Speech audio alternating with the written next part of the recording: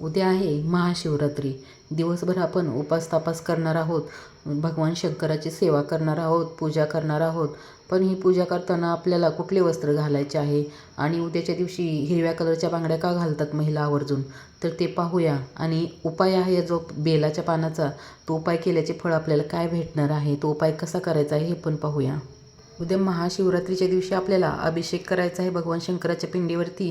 दिवसभर सेवा करायची आहे, जसं शक्य होईल तशा सेवा आपण करणार आहोत.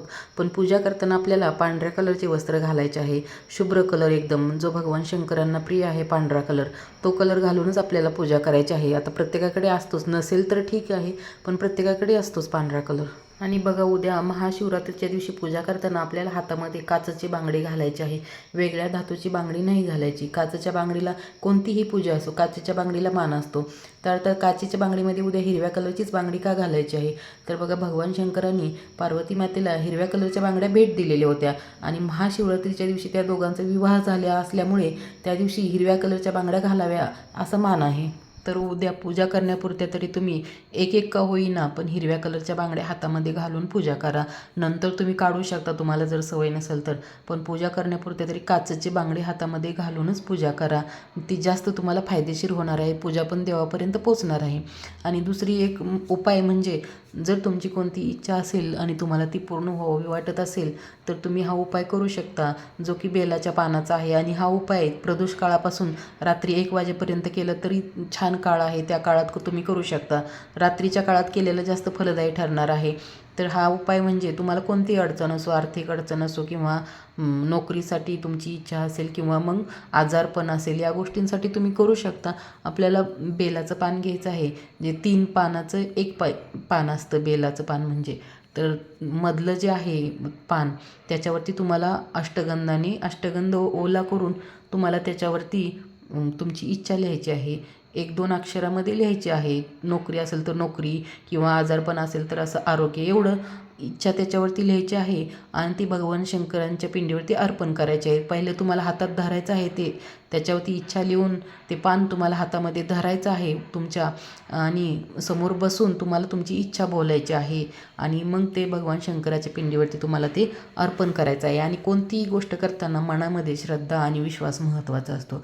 श्रद्धा आणि विश्वास नसेल तर हजारो गोष्टी केल्या तरी तुमची इच्छा पूर्ण होणार नाही. आणि थोडी मनामध्ये श्रद्धा की बाबा होणार आहे, मला ह्याच्याने काहीतरी फरक नक्की होईल, ही मनात श्रद्धा धरून केली तर तुमची इच्छा नक्कीच पूर्ण होणार नाही. तर तुम्हाला असं वाटत असेल की आपण इतके उपाय केले पण काही फरक नाही, ह्याने काय होणार आहे, पण हा छोटासा उपाय एकदम साधा सोपा पण मनात इच्छा धरून हा केला तर नक्की पूर्ण होणार आहे.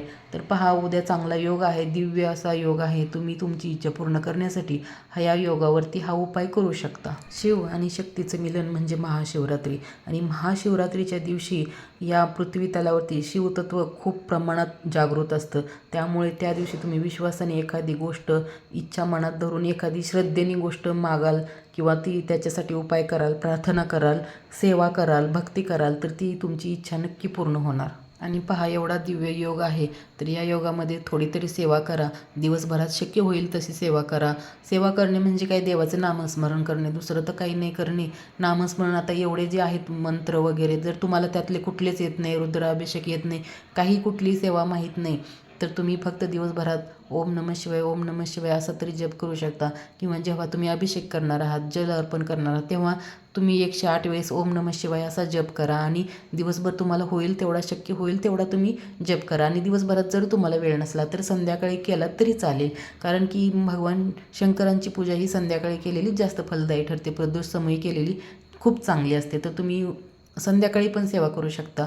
काहीच येत नाही बाबा, नवीन आहात तर ओम नमः शिवाय, ओम नमः शिवाय हा जप करू शकता.